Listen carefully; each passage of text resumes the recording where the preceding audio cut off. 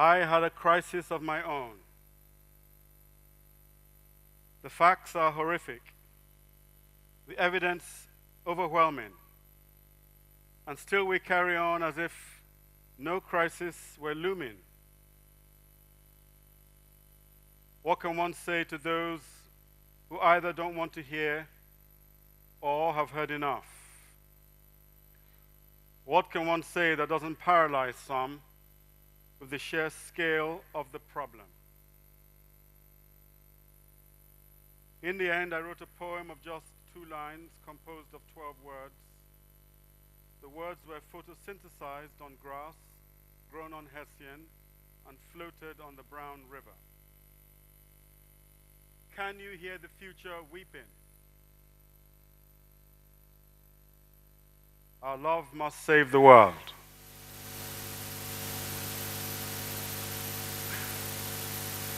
This earth that we love is in grave danger because of us. We have raped her, exploited, abused, wrecked, disemboweled, and destroyed her. We blow her up, we smash her apart. We detonate atomic bombs on her. We poison her. The oceans are acidic.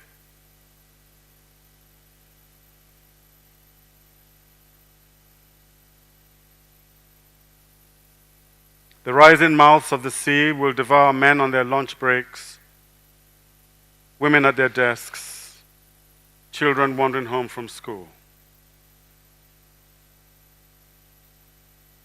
In the past, we have used fear. We have thrown at people distressing facts, numbers, temperatures, loss of species. Will the bat and the rhino survive? Will the tiger and the butterfly breathe the same air?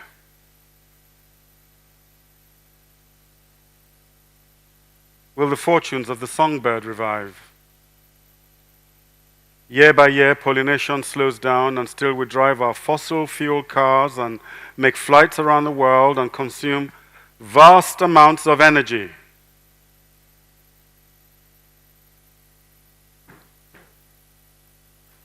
Facts don't alter our dreams or change our minds. Nobody wants to turn back civilization's clock. No one wants to regress. Fear doesn't work, and guilt doesn't work. So I thought maybe love could shift our vision, shift our breath. With love, we act wisely and comprehensively. Maybe if we all do something modest, then the dead land can yield roses again, and the desert be fertilized with marigolds. Then real change can be accomplished.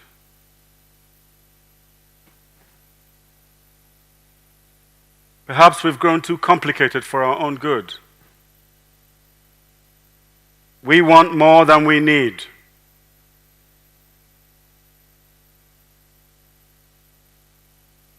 I think that love is the highest economy of life. It is the most efficient force for civilization.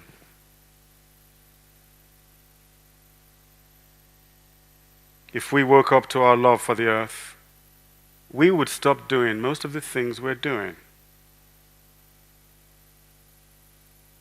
In the Tao Te Ching, there is a light cramped passage which says that the sage loves the world as they love their body. If the earth were our body, would we do half the things to it that we're doing?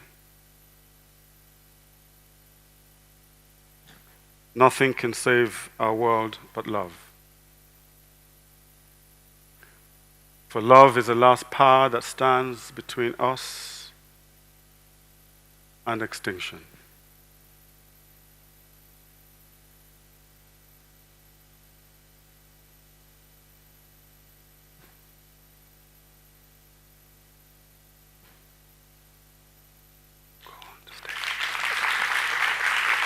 I'll carry on reading.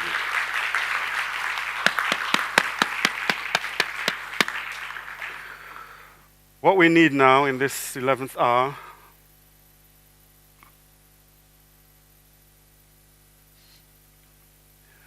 when the bell tolls from the sinister tower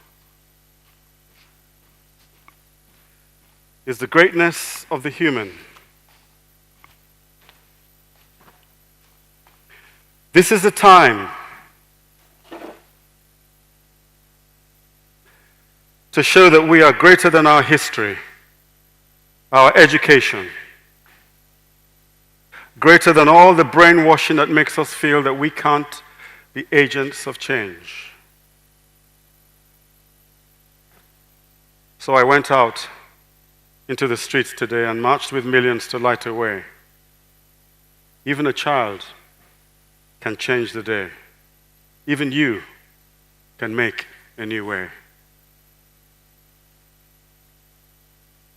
Let's turn the fierce force of our love to saving life on this planet.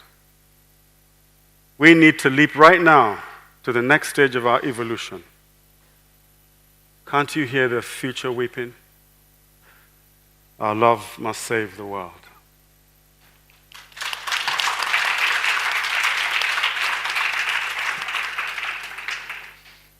Thank you. Thank you to Charlotte as well. I'm going to start with a brief bio. Keep that magic in your hearts right now as we begin the questions after that. Sir Ben Okri is a storyteller who believes we are born into stories and born from stories. Raised between Nigeria and London, he pivoted to writing after getting rejected from a university program in physics at age 14. After a formative yet prolific bout of homelessness, he wrote his debut novel. Fast forward to 1991, Okri became the youngest recipient of the Booker Prize. Last year, he was knighted in the King's Birthday Honors for contributions to literature. People have labeled him a magical realist, an African realist, a spiritual realist, but above all, he is a writer. In his own words, he states, "I am an orchestral writer. I'm meant to be read on many, many levels. People expect me to be one kind of post-colonial writer, which I am, but I am many, many other things as well. I am a stylist, a cubist, an innovator, a spiritual writer, an activist, an environmental writer. I am all of these things." Charlotte Jarvis is an acclaimed dance artist, activist, teacher, and choreographer with over 20 years of experience. She's trained in classical ballet and was a contemporary dancer who teaches. Ben and Charlotte have collaborated together frequently, and their most recent production was T.S. Eliot's The Wasteland, performed in London last year. Charlotte continues to raise climate awareness through embodiment of dance. A round of applause for them, ladies and gentlemen.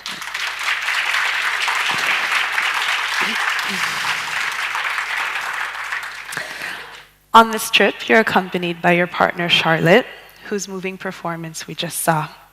Given that you are both activists, partners in life, collaborators, what lens do you use to approach the topics you select? And is it usually climate at the forefront?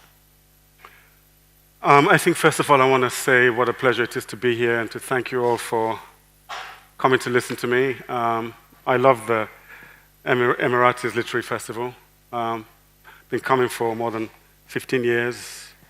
I want to thank the wonderful Isabel, who's been a guardian figure of the festival, and someone I consider a wonderful human being and a dear friend. And I want to thank all the organizers. Beautifully organized festival. Literature in these times is very important.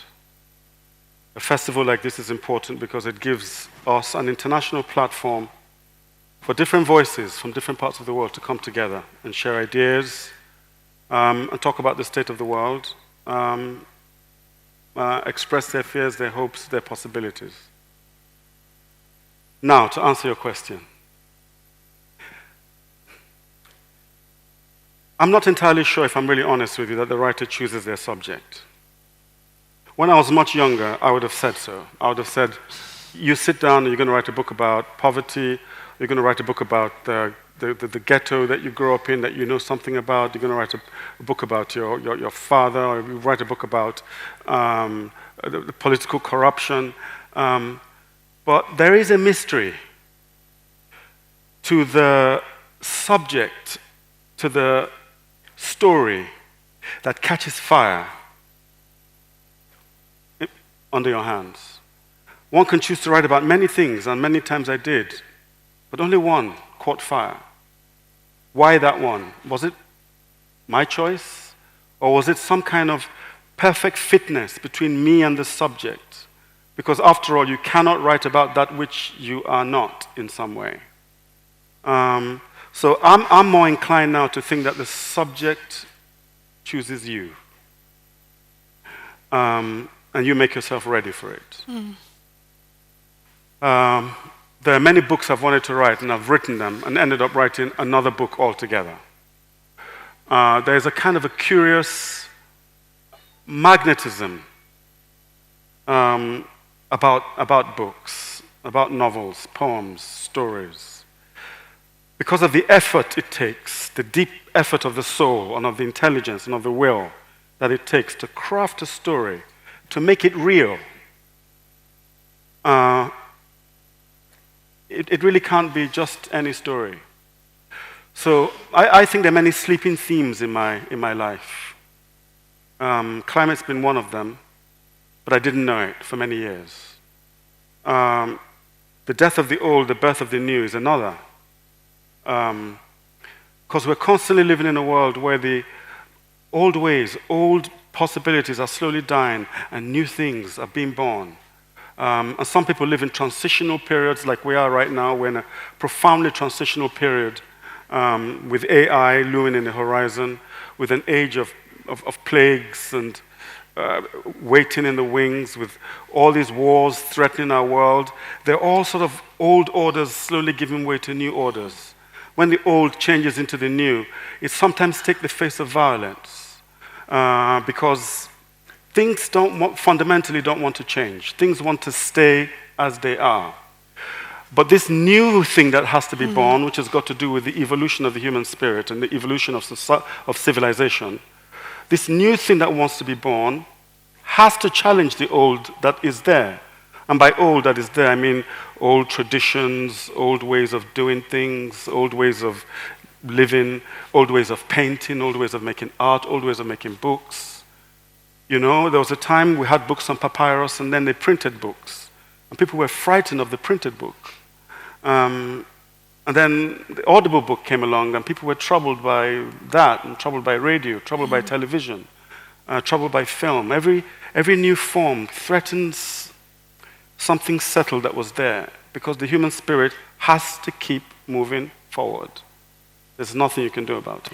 And in terms of genre, you combine stories and poetry and essays in books. How do you choose the form that is best for that fire that's burning within your fingers? Again, I think the form chooses itself. Many times I've wanted to write an essay and found that I've written a short story. Many times I've wanted to write a short story and found that I've written an essay. What's hardest about writing a short story versus poetry?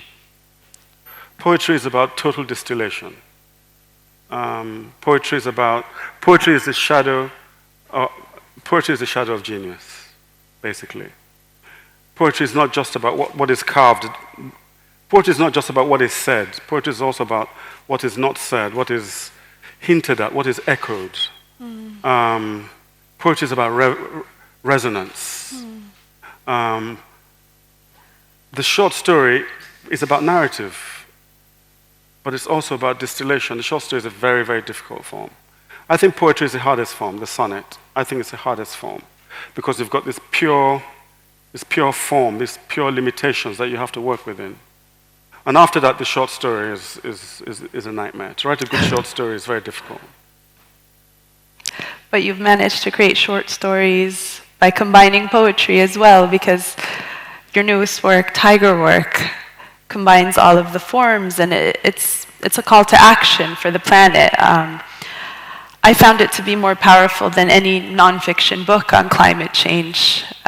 You paint fantastical imagery with statistics, facts, and figures in a way that imagination can understand it, can absorb it. I found it more moving than an academic article about climate change because you are able to relate to us on another plane.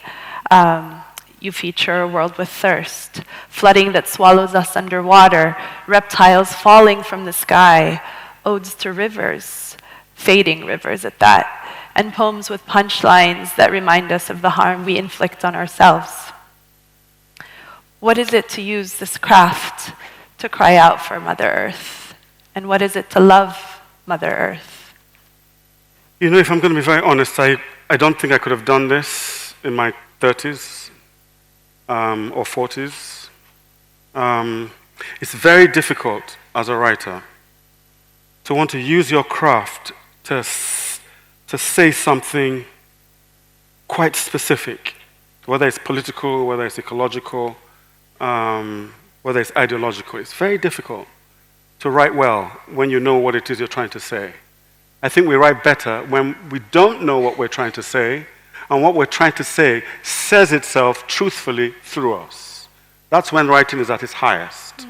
I'm not sure Shakespeare knew that he was creating the Hamlet that we've got today, that continually speaks to us. But when you have chosen a subject and you want to write about it and you're conscious of what it is you're trying to do, it's very hard. It's only, I think, recently I'm able to do it because I've now learned the art of forgetting what I think I'm doing.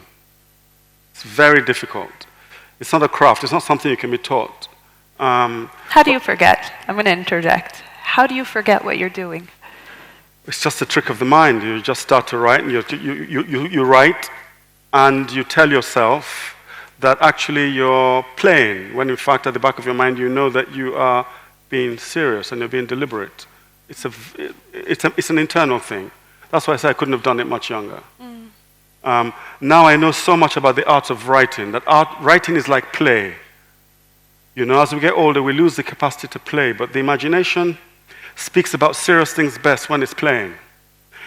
And all of the pieces in Tiger Work, they all came to me through the spirit of play. I went through the back door. I didn't go through the front door. If I'd gone through the front door, I couldn't have written any of these pieces.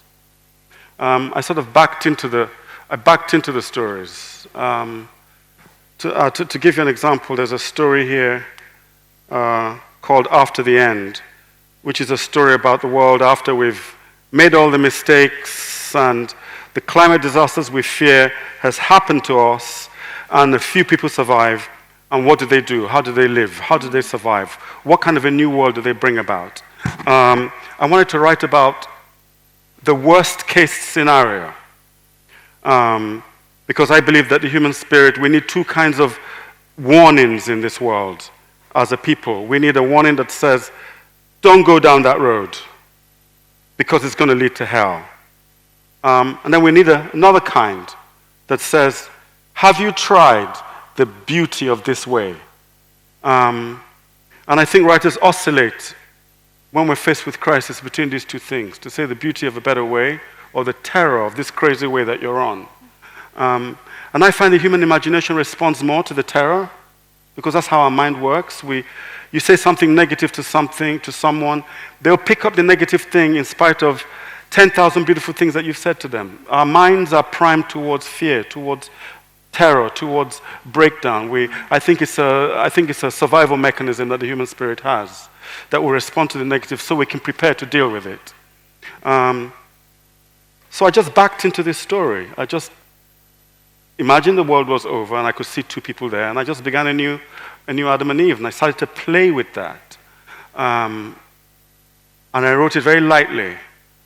And writing lightly is very difficult. But to write lightly about something you care deeply about is very hard as well. So the tougher things get, the more I find the spirit of play. Something I've learned from my daughter, by the way.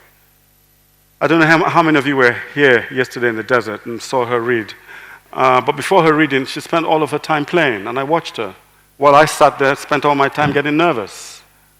But I have her exact spirit when I write. I play. I use different colored pens. I write in different parts of the house. I stand up. I go for a walk. I take a notebook with me. I always try and take away the seriousness of what I'm trying to do. That's interesting. I've met Mirabella. She's remarkable. She's also a guest speaker at the festival who read poetry and has become an activist herself. I wanted to know if your role as a father gave you an increased sense of responsibility, but it seems like it gave you a more fun sense of play, which has changed the way that you interact with wordsmithing. Yeah, it did. I mean, I think becoming a father completely changed my sense of the planet and of our crisis and of how we should deal with it. I think it transformed it. I think when you're on your own, when you're single, you can view your own extinction with a certain, at best, philosophical detachment. You can. I think you can say, well, I might not be here. It's very rare that individuals can extend their imagination to everybody else, to the billions of people on this planet. But the minute you become a parent, that is the way in which your imagination gets extended to the whole planet. Because one child is the rest of the world, is the whole world. I think it changed it tremendously. And there's a story in there that has very much been enriched by that. There's one of the stories that's... It's the children's games. That's the children's games, absolutely. It stood out. Yeah. And in A Fire in My Head, of course you have for Mirabella as well. So really changing that lens in terms of fear versus the golden road that shows there's hope. Sometimes one has to combine the golden road with the golden fear. But that's difficult. That's difficult. Do you see yourself collaborating with Mirabella? We do that all the time. On a published... Oh no, she's going to do her own writing. She has to learn her craft herself. And I wanted to kind of delve into the details of writing.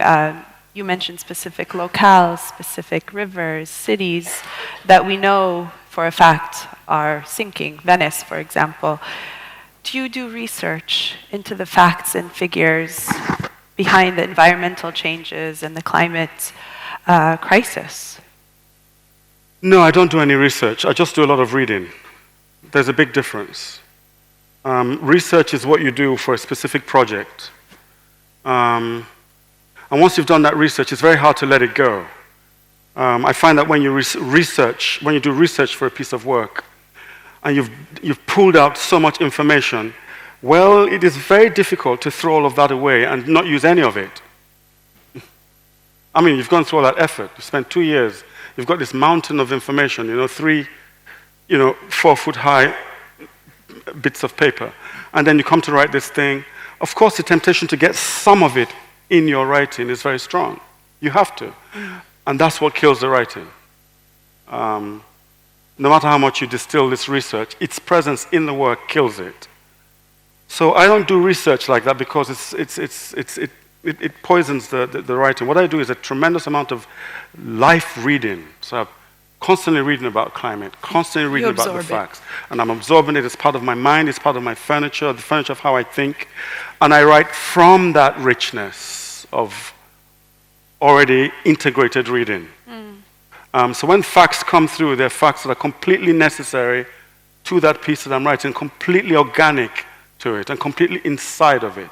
because the imagination is the best digestive system in the world. I want to stress that. We got a good digestive system in terms of our bodies, but the imagination digests much more efficiently.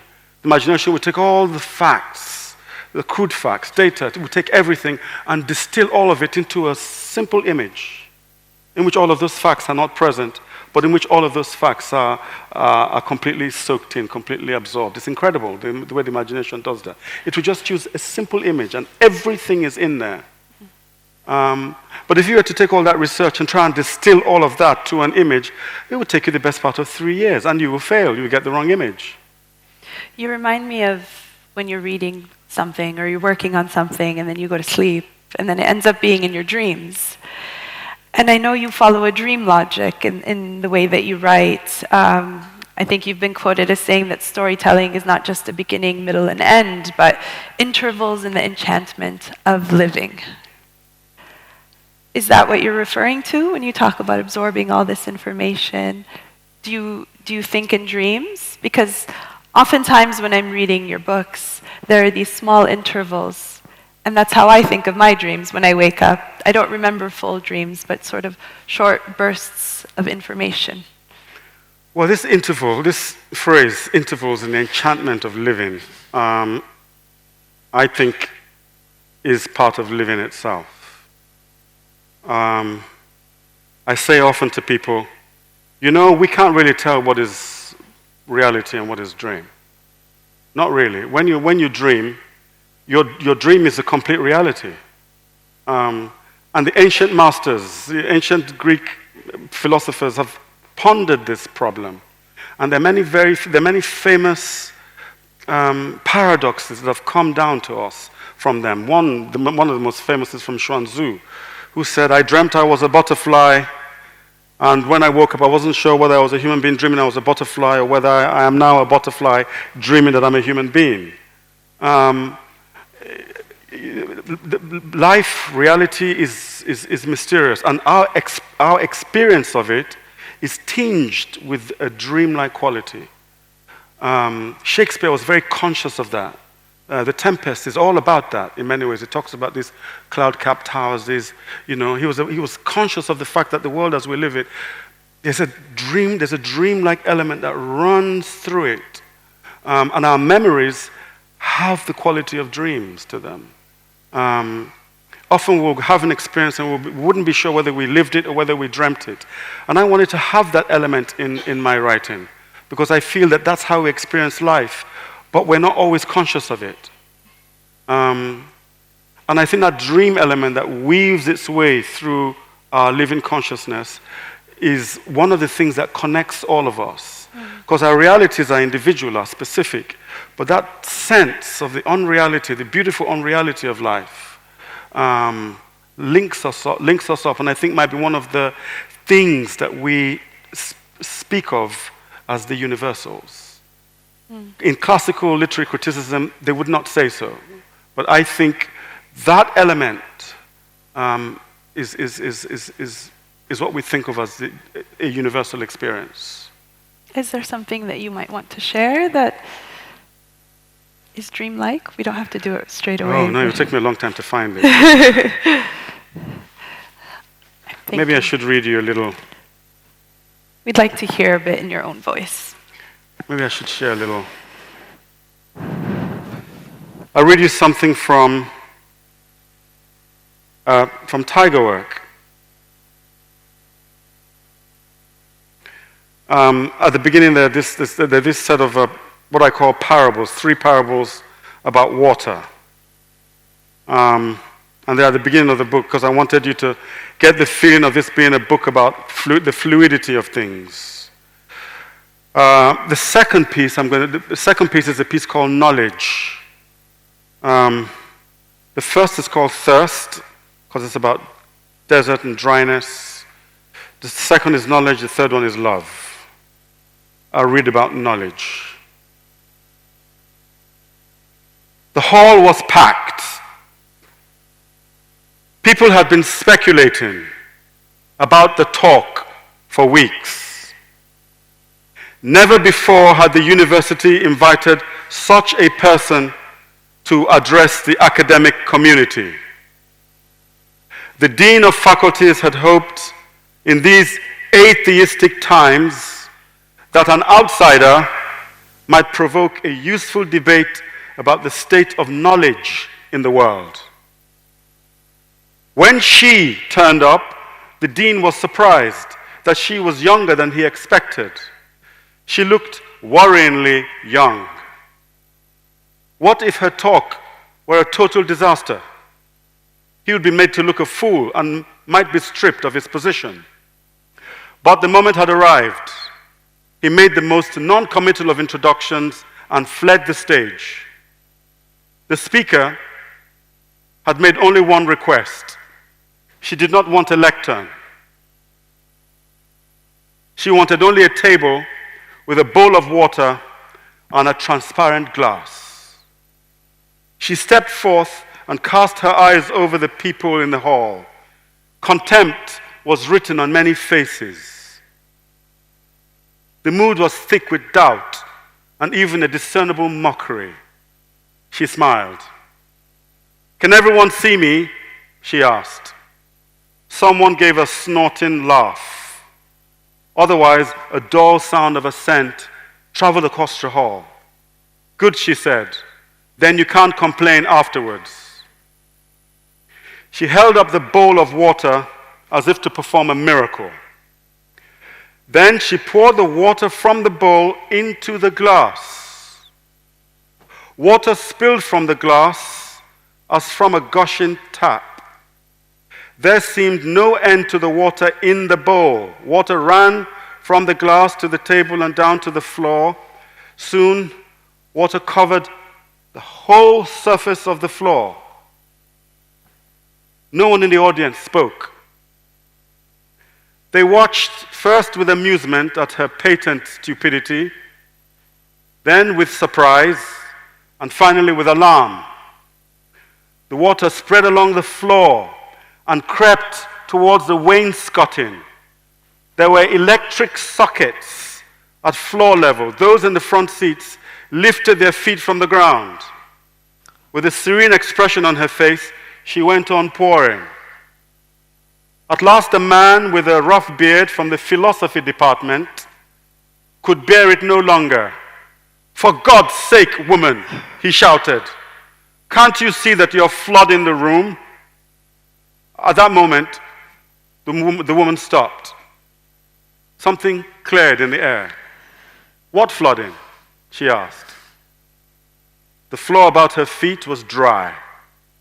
She put the bowl down and drank the water in the glass. She stared at the hall that was crowded with the best brains in the academic world. There was incomprehension and thinly veiled wonder on their faces. She bowed and left the stage. Tremendous applause erupted behind her. She went through the door, out of the university, and never returned. The dean, who had invited her, became master of the college and 2 years later was knighted for services to education.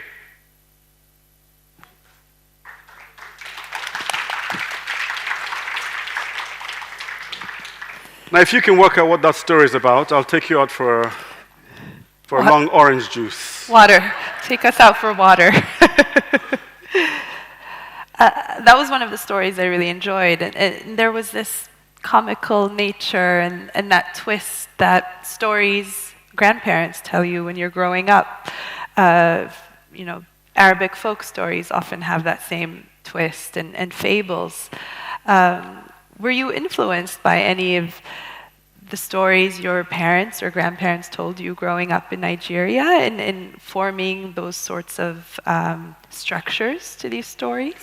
Oh yeah, very, very influenced by my parents and grandparents' stories. But I'm also very influenced by folk stories from around the world. Of course, I've read all the great literary texts and I reread them every year. But I also find tremendous fascination in folk stories and folk wisdom stories from the Arab world, from Africa, from India. And And they all have this element where they're telling you a story, it seems to be about one thing, and then it changes direction completely, and it's about, you're not sure what it's about anymore. And I think the folk imagination understands that reality is quite strange. And that our lives, just like that, our lives seem to be traveling along one road and something happens and suddenly you find your life has taken a most curious turn. And you can't make sense of that for years to come. And I like stories that understand this mysterious element of life and that you can't actually really plot a life. And for that same reason, I don't really plot my books.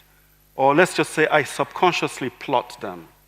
I am fascinated by the inner symmetry and the inner subversion of the imagination. The imagination, if you leave it to itself, provides its own subversion of storytelling. And you can't have real storytelling without subversion. And by subversion, I mean just the way in which every story needs to flip itself in order to become itself. Stories like to be upside down, like bats. Before I open to audience questions, I'll ask one more, so start thinking about what you may want to ask. You start your books with a tiny footnote, which made me smile and made me breathe and think before I begin. It says, read slowly. And it's not just this book, it's other books as well. Why do you do that?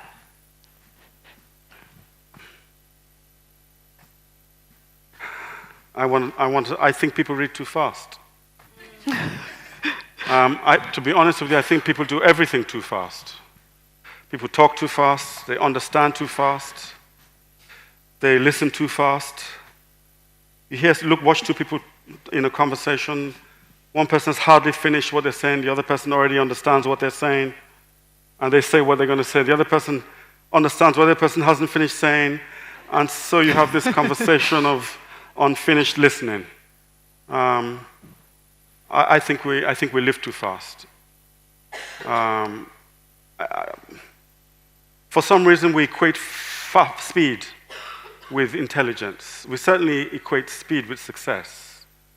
And I think it's a flawed relationship. I think it's a flawed equation. I don't think because you've read a book, John F. Kennedy, was celebrated for being able to read War and Peace in 2.5 hours. And I really seriously doubt that he read War and Peace. He probably read War and didn't read Peace. But the thing about reading fast is that what you read is a blur. You don't read you might read the external words, but with a really good piece of writing, everything that's best in that writing, everything that's good in it, is submerged, is underneath, and you only get that from the slow reading. It's like someone performing a Beethoven symphony at 4 times its speed. If you can imagine the 7th symphony, at that speed, you miss the richness of orchestration. We're back to orchestration again. The oboes and the violins and the timpani and the gentle drums and all those quiet movement of the violins, the seemingly invisible things, the connections between a sound here and a sound there. We miss all of that. We miss the art, actually. And it made me reread sections because I was like, okay, I think I sped through. I'm going to reread that. I want to understand it properly. And I think if a piece of writing is written well, I think it's best to read it slowly. Because the really good writers, one sentence, you can live with one sentence for a whole day. I mean, I can live with one line of Shakespeare for a week. Yeah. Thank you. We'll open to the audience now. So please raise your hand and our volunteer will come to you. We'll take 2 questions. We'll take this one, and then Sir Ben will answer them. I'll note them down. Thank you so much. That was so wonderful, and especially the reading, because it sounds different when you hear it as opposed to when you read it, especially from the author. So thank you. Thank you. I recently heard you read Kafka from a podcast from the New Yorker. From when was it? I have it in front of me. 2021, so a little while ago. Kafka writes very simply, very deceptively simply. How do you manage to convey so much in so little? How do you keep it so deceptively simple? I mean, there was all that you read to us from your book, and yet we got all of it behind what you read to us.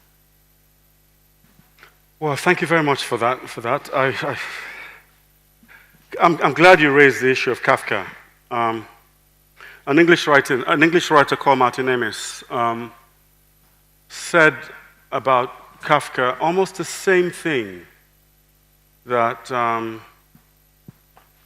Balzac, I think it was Balzac, said about Stendhal.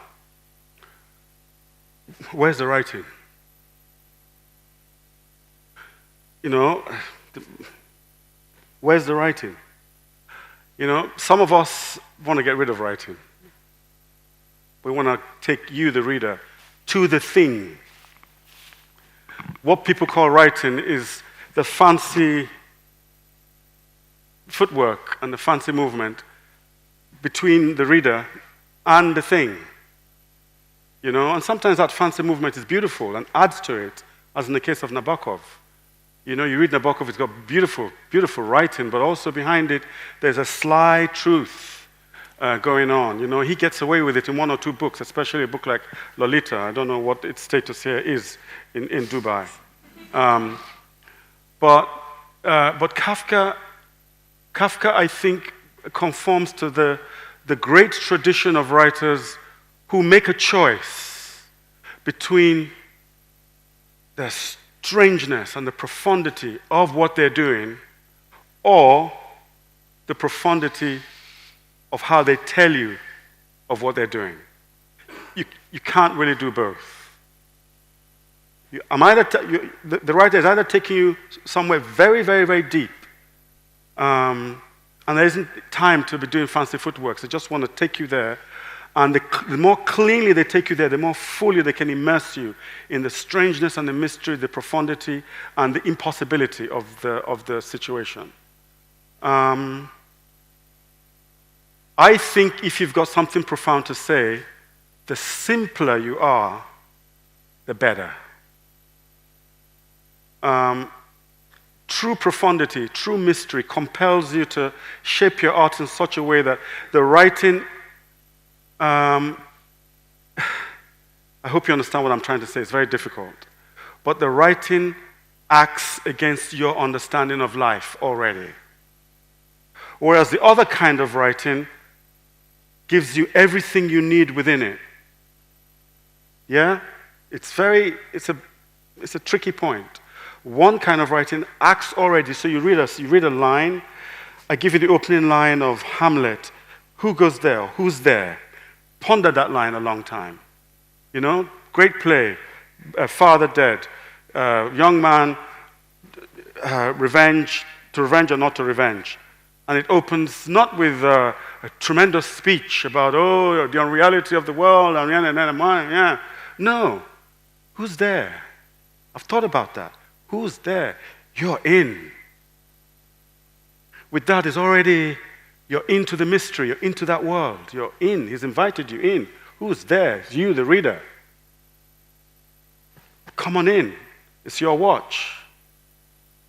So that's the tradition I now belong to. When I began to write, I began with fancy footwork, because I thought writing was about prettiness of your footwork and the beauty and the dazzle of your sentences and all of that. That's what writing was. That's when Balzac read Stendhal, read Chartreuse for the first time.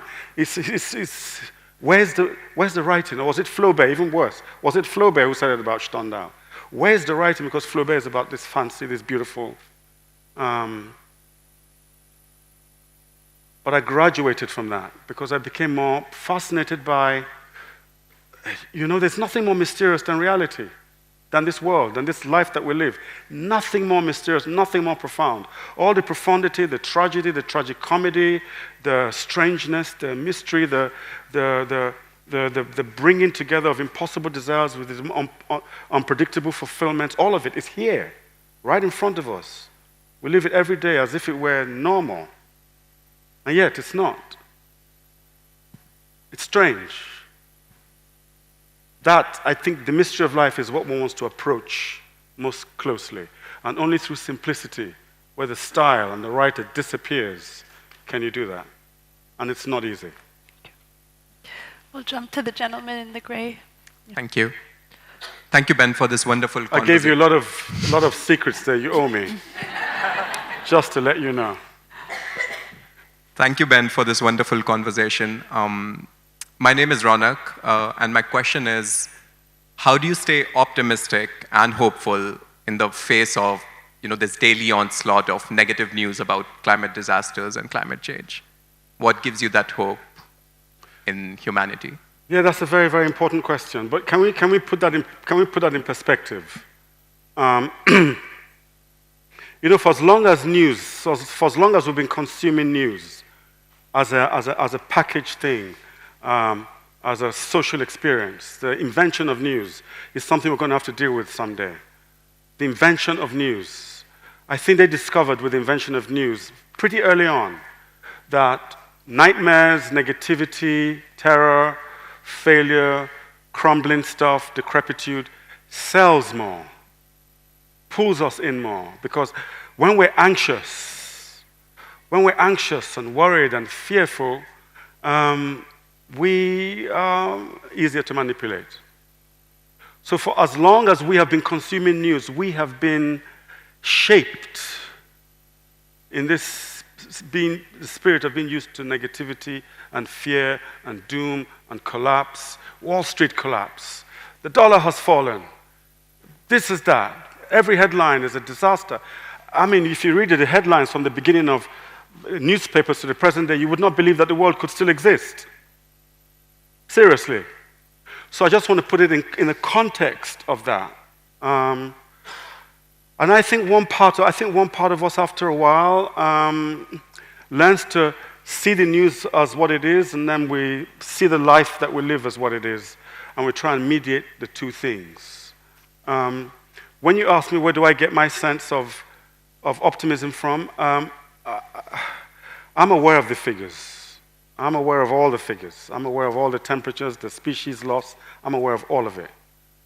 But I'm also aware that there's something about us. We make really serious mistakes, and we're still making them. We're still adding to the problem. But there still is something about us human beings. I like to call it the sleeping human genius. That when awoken, we can rise to stuff. We can rise to stuff. We can bring about new possibilities.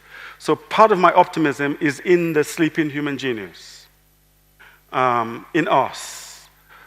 This is why when I give my readings and my talks, I don't just like to talk about the disaster. I also like to talk about us, that sleeping human genius, that sleeping human capacity to transform our situation when we have to and when we're aware of it. We could see that during the pandemic, what we're capable of doing. We shut the world down. If we had to, we would do it. It's just that somehow we have not yet succeeded in making every individual on this planet aware that we are contributing to a disaster. And so I think it's all of our jobs, to spread that message, make people more aware. Because with awareness comes the right decisions. The other thing that gives me cause for optimism is that, reality, the world, the earth, the planet, the universe is bigger than us. I don't know why, but that gives me a strange kind of, not tranquility, but a strange kind of hope. Thank you. One final question. Thank you so much for sharing your thoughts and your words with us. My name is Sahar. There was something in your introduction, Lana, that struck me about you. You were going to study physics. Did I hear that correctly? Physics. Yes. Yeah. That was striking because something that I often think about is this division that we've created between creativity and science and creativity and logic. I'm a lawyer and a social scientist, but I also write poetry and I dance and I write short stories to understand how I feel about the Paris Agreement or other environmental treaties. And my question for you, I guess, is how does science feature in your creative process or in your works, if at all? Well, I was going to be a physicist. I was going to be a physicist. I was going to be a scientist because I had a head for it. I was convinced I was going to be an inventor. I was good at maths, and I was fascinated by the way how things work and mechanics. And I finished school very early. I was about 14. I was one of those kids. My daughter is worse than me. And at 14, I turned up to university to be considered, and they said I was too young and sent me back home. And I went home and I read my way through my father's library, read Aristotle, Plato, Ibsen, Dickens, and I don't know what happened. I started to read, and I just read out of being a scientist and into being a writer. I read myself out of one destiny into another. By the end of that summer, I was not a scientist anymore. I really don't know how that happened. I suddenly wanted to write. And so when you ask me, what of the scientist survives in me, it's one thing: logical thinking. People think that poetry and short stories, you require kind of irrational imagination. You require that the imagination is somehow wild and irrational. No, I don't think so at all. I think the imagination is profoundly logical.